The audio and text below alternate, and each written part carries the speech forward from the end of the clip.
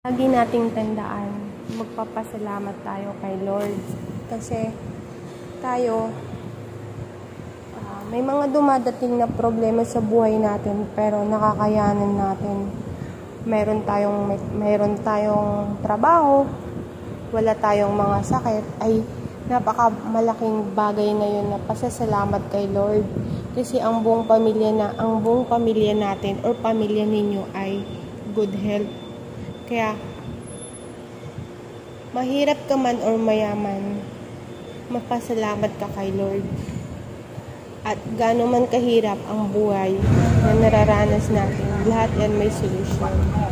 Yung iba nga dyan, may mga sakit ba? Tayo pasalamat pa rin tayo dahil tayo ay may trabaho, walang mga sakit, malusog ang buong pamilya natin. Ito ay napakamalaking blessing na. Diba?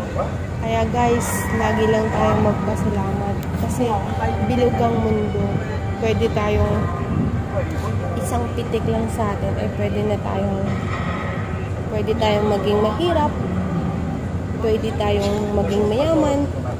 Ganun din, tayong walang mga sakit ay pwede rin tayong magkasakit. Kaya ito na yung pinaka pasasalamat natin kay Lord kasi may trabaho tayo, wala tayong sakit, malusog yung pamilya natin. Diba guys?